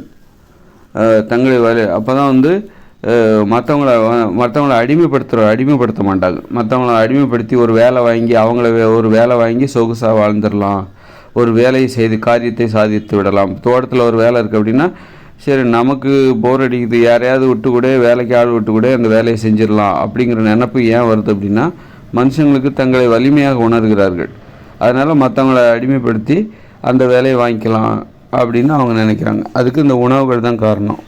அப்போது அதாவது உன்னுடைய வேலையை நீ தான் செய்யணும். நீ மற்றவங்கள வச்சு செய்கிற அப்படின்னா அது மற்றவங்களை அவமானப்படுத்துவது என்பதாகத்தான் பொருள்படும். மற்றவங்களும் அதுக்கு உடன்படுகிறார்கள் என்றால், அந்த அவமானத்துக்கு உடன்படுகிறார்கள் என்றால் அதற்கு காரணம் ஏதோ ஒரு பணம் கிடைச்சா நம்ம சொகுசாக வாழலாமே அப்படின்னு நினச்சிட்டு அவங்க அது மாதிரி உடன்படுறாங்க. ஒரு அவமானத்தை ஏற்றுக்கொள்கிறார்கள். அவமானப்படுத்துதலையும் அவமானப்படுத்தப்படுவதையும் ஏற்றுக்கொள்வதற்கு காரணம் இந்த இயந்திர அறிவியல் உலக வாழ்க்கை முறையில், இந்த காங்கிரீட் கட்டட வாழ்க்கை முறை, போக்குவரத்து வாகனங்களில் பயணிப்பது, இங்கே இருக்கிற ஒரு சொகுசு, ஒரு இரவு நேர குளிரை தாங்கிக் கொள்ள போர்வையை போத்தி கொள்வது, இது போன்ற சொகுசுகளுக்கு ஆசைப்பட்டு அவமானங்களை அடிமைத்தனத்தை ஏற்றுக்கொள்ளப்பட்ட அடிமைத்தனம் அதற்கான காரணமாக அது இருக்கிறது. இப்படி இருக்கும்போது நீங்கள் அப்போ இதுக்கெல்லாம் ஒரு உணவு தேவை. அடிமைத்தனத்தை ஏற்றுக்கொள்வதற்கான உணவு என்பது தேவை. அடிமைத்தனம் என்பது அது ஒன்றும் பெரிய விஷயம் இல்லை அப்படின்னு சொல்லிட்டு சகஜமாக ஒன்றாக ஏற்படுது. அதுக்கான உணவு தான் இந்த தானிய உணவுகள். அதனால் தானிய உணவுகளை சாப்பிட்றதுனாலே உங்களுக்கு மற்றவங்கள நீங்கள் எளிமையானவராக மாறிவிடுவீங்க, மென்மையானவராக மாறிவிடுவீங்க. அன்போட ஒரு வேலை சொன்னால் தான் நீங்கள் செய்வீங்களே தவிர, அன்போடு சொல்கிற வேலை கூட எளிதாக இருக்கணும். உங்களுக்கு உரிமையோட உங்கள் உறவு முறையினர், அதாவது யாராவது சொல்கிறாங்க ஒரு வேலை, எனக்கு இந்த வேலை செஞ்சு கொடு அப்படின்னா அந்த வேலை எளிதாக இருக்கணும். அப்புறம் அன்போடு அந்த ஒரு உரிமையோடு சொல்லுகிற வேலையை தான் நீங்கள் செய்வீங்க. நீங்கள் பழங்கள் காய்கறிகளெல்லாம் சேர்த்து சாப்பிட்டீங்கன்னாக்கா உரிமையோட அன்போடு சொல்கிற வேலையை மட்டும் தான் செய்வீங்க தவிர, இந்த மாதிரி ஒரு காசு சம்பளம் தரேன் அல்லது நிறைய பழங்கள் தரேன், கூலியாக உனக்கு நிறைய பழங்கள் தரேன், உணவு தரேன் அப்படின்னு சொல்லிட்டு அந்த மாதிரியான அடிமைத்தனத்தை யாரும் விரும்ப மாட்டாங்க. அது மாதிரியெல்லாம் நான் வேலை பார்க்கணுங்கிற அவசியம் இல்லை. எனக்கு தேவையான உணவை நானே சம்பாதிச்சுக்க போகிறேன். நீ கொடுக்குற இந்த உணவுக்காகவோ ஆசைப்பட்டு நான் உனக்காக வேலை செய்யணுங்கிற அவசியம் இல்லை. நீ என்ன வேலை வாங்கணுன்னா என்னிடம் உனக்கு உரிமை இருக்க வேண்டும், உறவுமுறை இருக்க வேண்டும். அப்படி இருந்தால் தான் நான் உனக்காக உதவி செய்வேன். அப்படி செய்கிற உதவி கூட எளிதாகத்தான் இருக்க வேண்டும். பிறரிடம் கேட்கிற உதவி என்பது மிக மிக எளிதாகத்தான் இருக்க வேண்டும். என்னை வச்சு உறவுமுறையை அடிப்படையாக கொண்டு, உரிமையை அடிப்படையாக கொண்டு, அன்பை காரணம் காட்டி என்னை வச்சு கடினமாக நீ வேலை வாங்கி விட முடியாது அப்படிங்கிற விழிப்புணர்வு இனிமே இயற்கையோடு இணைந்த மனித வாழ்க்கையில் வர ஆரம்பிச்சிடும். அதனால் உதவியாக கூட ஒரு உரிமையோடு கூட நீ பிறரிடம் கடினமான வேலைகளை வாங்க முடியாத ஒரு வாழ்க்கை முறைக்குள்ள நாம் போகிறோம். அதற்கு அவர்கள் உண்ணுகிற அந்த காலங்களில் இயற்கையோடு இணைந்த மனித வாழ்க்கை, இன்னும் 20 வருஷம் கழித்து வரப்போகிற அந்த இயற்கையோடு இணைந்த மனித வாழ்க்கையில் அவர்கள் உண்ணப்போகிற உணவுகள் அதற்கு ஒரு காரணமாக இருக்கும். அவர்கள் என்ன உணவு உண்பாங்க? இப்போ தானியங்களே உண்ண மாட்டார்கள். உப்பு பயன்படுத்தவே மாட்டாங்க. ஏன்னா அங்கே போக்குவரத்து வாகனங்கள் கிடையாது, தொழிற்சாலைகள் கிடையாது, வியாபாரம், விற்பனை, ஏற்றுமதி, இறக்குமதி, பணம் என்னும் நடைமுறை கிடையாது, வியாபார, விற்பனை, ஏற்றுமதி, இறக்குமதி இதெல்லாம் கிடையாது. அதனால் உப்பு மக்களுக்கு கிடைப்பதற்கு வாய்ப்பே இல்லை. அதனால் கடற்கரையில் யாரும் உப்பு உற்பத்தி செய்கிற தொழிலை யாருமே செய்ய மாட்டாங்க. அதனால் உப்பு பயன்படுத்தி உணவை சமைச்சு சாப்பிடும்போது அந்த உண்மையான வாழ்க்கைன்னா என்ன அதை தெரிஞ்சிக்க முடியாது. ஒரு உண்மையான மனித வாழ்க்கைன்னா என்ன அப்படிங்கிற அந்த விஷயம். ஏன்னா அதை அடிப்படையாக வச்சு தான் சிந்திப்பதை வச்சு தான் நீ பேசணும், பேசுவதை வச்சு தான் நீ புகழ் பெறணும். இயற்கையோடு இணைந்த மனித வாழ்க்கையில் அவர்கள் புகழை பெறுவதற்காக எதை நம்புவாங்க அப்படின்னா பேசுவதைத்தான் நம்புவார்கள். தங்கள் வாழ்க்கையில் நடந்த அனுபவங்கள், அதில் கற்றுக்கொண்ட பாடங்கள், அதை நடத்தி பிறரிடம் பேசி பிறரை தங்களுடைய சிறியவர்களை வழிநடத்தி அதன் மூலம் புகழ் பெறுவார்கள். ஏன்னா அவங்க இப்போ இந்த இயந்திர அறிவியல் உலகில் நாம் புகழ் பெறுவதற்கு எதை நம்புகிறோம் என்றால் டிவி, பெரிய வீடு, சொகுசு, ஏசி, காரு, இதன் மூலம் பிறரிடம் தங்களுடைய வலிமையை நிரூபித்து அதன் மூலம் புகழ் பெறுவதுதான் தற்போதுள்ள இயந்திர அறிவியல் உலகின் நோக்கமாக இருக்கிறது. சமத்துவமற்ற ஒரு வாழ்க்கை முறை அதற்கு காரணமாக இருக்கிறது. எல்லாருக்கும் ஒரே வீடு அப்படின்னா இந்த மாதிரியான நோக்கங்கள் வராது, உள்நோக்கங்கள் வராது. ஒரு உள்நோக்கத்தோடு இப்போ எல்லாம் வீடு கட்டுறாங்க. வீடு கட்டுவதன் மூலம் நீ வசிப்பதற்காக வீடு கட்ட வேண்டும், உனது பாதுகாப்பிற்காக ஒரு வீடு, உனது தேவைக்காக ஒரு வீடு கட்ட வேண்டும். அதுதானே வீடு கட்டுறது உனது நோக்கமாக இருக்க வேண்டும். ஆனால் நீ என்ன நினைக்கிற அப்படின்னா, அதன் மூலம் நீ உன்னை வலிமையானவனாக பிறரிடம் காட்டிக்கொள்ள வேண்டும் என்கிற உள்நோக்கம் இப்பொழுது உனக்கு வந்து விடுகிறது. பெரிய வீடு, தேவைக்கு அதிகமாக பெரிய வீடு கட்டுற, எதுக்கு தேவையில்லாமல் ஒரு வேலை செய்கிற, தேவையில்லாமல் எதுக்கு பெரிய வீடு கட்டுற, அதன் மூலம் நான் எனது வலிமையை இந்த உலகுக்கு என்னை சுற்றி இருப்பவர்களுக்கு காட்ட விரும்புகிறேன். அதன் மூலம் நான் எனது ஆதிக்கத்தை எனது சுற்றி இருப்பவர்களிடம் செலுத்த விரும்புகிறேன், பிறரை பயமுறுத்த விரும்புகிறேன். அதனால தான் பெரிய வீடு கட்டுறேன், கார் வாங்குகிறேன். அந்த மாதிரி தவறான நோக்கம் ஏற்பட்டு விடுகிறது. ஒரு தேவைக்காக வீடு கட்டணுமே தவிர அந்த தேவைக்கான உள்நோக்கம் வேறு மாதிரி போயிடுது. அந்த தேவைக்கான நோக்கமே இப்போ வேறு மாதிரி ஆயிடுது. மற்றவங்ககிட்ட தன்னை வலிமையானவர்களாக காட்டிக்கொள்ள வேண்டும், புகழ் பெற வேண்டும் அப்படிங்கிறக்காக எதை நம்புகிறாங்க அப்படின்னா, புகழ் பெற வேண்டும் என்பதற்காக எதை நம்புகிறார்கள் என்றால், இந்த மாதிரி பெரிய வீடு கட்டுறது, கார் வாங்குறது, இதைத்தான் புகழ் பெறுவதற்கான வழியாக தற்போதுள்ள இயந்திர அறிவியல் உலகில் மக்கள் நம்பிக்கொண்டிருக்கிறார்கள்.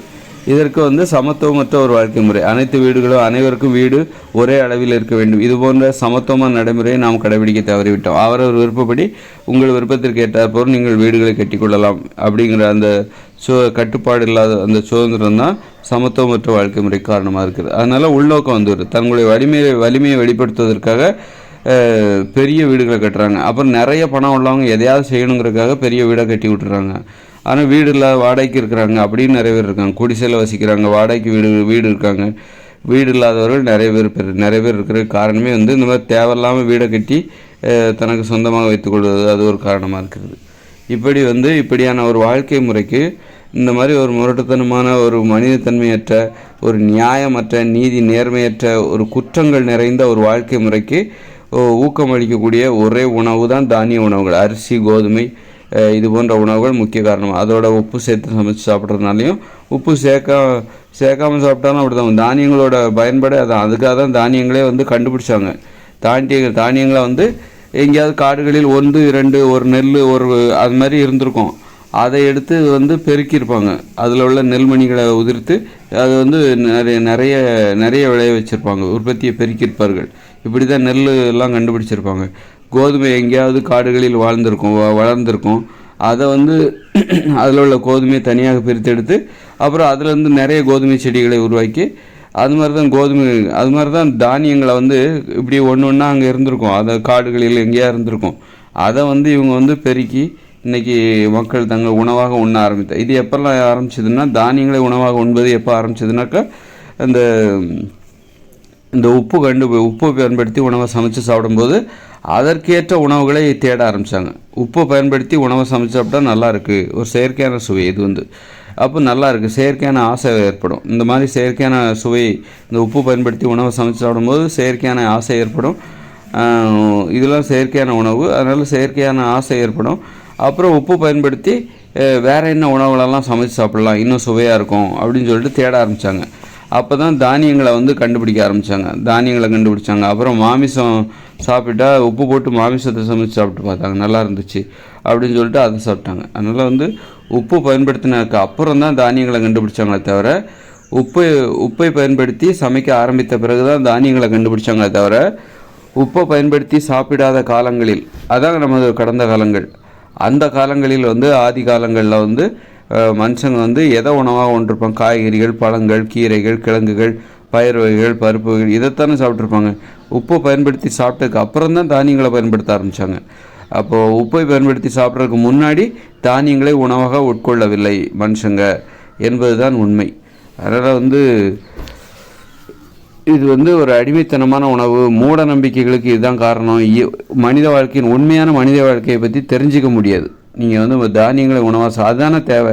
உண்மையான மனித வாழ்க்கையை பற்றி தெரிஞ்சுக்கிட்டிங்கன்னா இந்த பொய்யான இயந்திர அறிவியல் உலகில் மக்கள் வாழ மாட்டாங்க. அதனால் உண்மையான மனித வாழ்க்கையை பற்றி தெரிந்து கொள்வதற்கு ஒரு தடையை போடுங்க. அப்போ தான் முழுக்க இந்த இயந்திர அறிவியல் உலகை உருவாக்குவதற்கு மக்களுடைய கவனம் போகும். இந்த இயந்திர அறிவியல் உலகை உருவாக்குவதற்கு எது எதிரானதுனாக்கா, உண்மையான மனித வாழ்க்கையை பற்றிய அறிவு தான் எதிரானது. அதனால் வந்து உண்மையான மனித வாழ்க்கையை பற்றிய அறிவை வந்து யாரும் தெரிஞ்சுக்கூடாது. அதனை தடுப்பதற்கு என்ன பண்ணணும் அப்படின்னா, இந்த ஊக்க மருந்து, அதாவது இந்த அரிசி, கோதுமை, தானிய உணவுகளை சாப்பிடுங்க. சாப்பிட்டாக்கா அவங்க தன்னை வந்து வலிமையானவர்களாக உணர்ந்து கொள்வார்கள். அதனால் தன்னை மென்மையானவர்களாக எளிமையானவர்களாக உணர மாட்டார்கள். அந்த உணர்வு வராது. அப்புறம் அந்த சுவைக்கு அடிமையாயிடுவாங்க.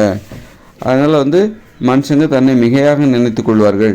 அவர்களுக்கு பல மடங்கு அளவுக்கு அதிகமான தன்னம்பிக்கை ஏற்படும். அதை வச்சு இதெல்லாம் ஒரு மூட நம்பிக்கை தான். மனுஷங்க தங்களை பற்றிய ஒரு மிகையான நம்பிக்கை இருக்குல்ல, தங்களை வந்து ரொம்ப வலிமையானவர்கள் நினைத்து கொள்வது, விண்வெளிக்கு போக முடியுங்கிற அளவுக்கு அவர்களுக்கு தன்னம்பிக்கை ஏற்படுது. அந்த அளவுக்கு தங்களை வலிமையானவர்கள் நினைத்து கொள்கிறார். கப்பலை உருவாக்கி, மிகப்பெரிய கப்பலை உருவாக்கி கடலில் பயணிக்க முடியும் அப்படிங்கிற அளவுக்கு அவர்களுக்கு நம்பிக்கை ஏற்படுகிறது. அப்போது வந்து வான்வெளியில் விமானத்தின் மூலம் பறக்க முடியும் அப்படிங்கிற அளவுக்கு அவங்களுக்கு ஒரு நம்பிக்கை ஏற்படுது. அப்போது அந்த அளவுக்கு வான்வெளியில் பறக்க முடியும், விண்வெளிக்கு போக முடியும், மிகப்பெரிய கட்டடங்களை கட்ட முடியும் அப்படிங்கிற அளவுக்கு அவங்களுக்கு பயங்கரமான நம்பிக்கை ஏற்படுது. அந்த நம்பிக்கை கொடுக்குற அந்த நம்பிக்கை அப்போ வந்து அவங்க என்ன நினச்சிக்கிறாங்கன்னா, அதுதான் மூட நம்பிக்கை. தங்களை பற்றி அந்த நம்பிக்கை இருக்குல்ல, அந்த தன்னம்பிக்கை, அதுதான் வந்து அது மூட நம்பிக்கை. அது ஏன்னா அது நிலையானது கிடையாது. அது எதனால் உருவாகுது அப்படின்னா, அது இயற்கையானது கிடையாது. அது இடையில வந்த நம்பிக்கை. அது உப்பை பயன்படுத்தி உணவை சமைச்சு சாப்பிட்டப்ப, இந்த மாதிரி தானியங்களெல்லாம் உணவாக சமைத்து சாப்பிட்டப்ப ஏற்பட்ட நம்பிக்கையை தவிர இயற்கையான நம்பிக்கை கிடையாது. அது வந்து ஏன்னா மனித உயிர்களின் உணவு என்பது அது கிடையாது. அந்த தானியங்கள் என்பது மனித உயிர்களின் உணவு கிடையாது. அது வந்து என்ன உணவு? நம்முடைய உணவு எது? காய்கறிகள், பழங்கள், கீரைகள் உடனடியாக பறித்து சாப்பிட்றது தான் நம்ம சாப்பிட்ருப்போம். தானியங்களை விவசாயம் பண்ணி அதை வந்து கதிர் அறுத்து புடைச்சி குத்தி அவிச்சு காய போட்டு அதை புடைச்சி அப்புறம் வந்து அதை சமைச்சு சாப்பிட்டு அதுக்கு ஒரு குழம்பு வச்சு, இது வந்து உப்பெல்லாம் பயன்படுத்திய பிறகு தான் நம்ம இதை கண்டுபிடிச்சது. அதற்கு முன்னாடி நம்ம என்ன கண்டுபிடிச்சோம், என்ன சாப்பிட்டோம், அதுதான் நம்முடைய உணவு. அந்த உணவு நமக்குள் ஏற்படுத்துகிற ஒரு நம்பிக்கை தான் மனுஷங்களுக்கு உள்ள நம்பிக்கை. அது மென்மையான நம்பிக்கையாகத்தான் இருக்கும், எளிமையான நம்பிக்கை தான் இருக்கும். கண்டிப்பாக விண்வெளிக்கு போகிற அளவுக்கு, அல்லது கடலில் கப்பலில் பயணிக்கிற அளவுக்கு, வானத்தில் விமானத்தில் பறக்கிற அளவுக்கு, உயரமான கட்டிடங்களை கட்டுகிற அளவுக்கு அப்படி ஒரு நம்பிக்கை ஏற்படவே ஏற்படாது. அதனால் இது வந்து இந்த விண்வெளிக்கு போகணுங்கிற நம்பிக்கை இருக்குல்ல, அதுதான் மூட நம்பிக்கை. மூட நம்பிக்கைன்னா கூட அது போய் சாத்தியப்படுத்துகிறாங்களே, அதுக்கான உணவுகளை சாப்பிட்டு சாத்தியப்படுத்துகிறாங்க. இப்போ வந்து ஒலிம்பிக் போட்டியில் வெற்றி பெறணும்னு சொல்லிட்டு ஊக்க மருந்து சாப்பிட்டுட்டு வெற்றி பெறுறாங்களா, ஊக்க மருந்து பரிசோதனைலாம் மாட்டிக்கிறாங்களா, அதே மாதிரி தான் இது எல்லாமே ஊக்க மருந்து. இந்த அரிசி, கோதுமை, தானியம் இதெல்லாமே ஊக்க மருந்து. சமைத்து விட்டாலே அது மருந்தாக மாறிவிடும். உணவு என்பது சமைத்து விட்டால் மருந்தாக மாறிவிடும், ஒன்று இன்னொன்றாக மாறி. அது மாதிரி நாம் உண்பது அனைத்துமே ஊக்க மருந்து. இந்த இயந்திர அறிவியல் உலகில் வாழ்வதற்கு தேவையான ஊக்க மருந்து. இதை சாப்பிடலன்னா இந்த இயந்திர அறிவியல் உலகில் உங்களால் ஒரு கடினமான வேலைகளை செய்ய முடியாது. ஒரு ஈவு இறக்காமல்லாத ஒரு தன்மை இந்த இயந்திர அறிவியல் உலகில் வாழ்வதற்கு தேவை.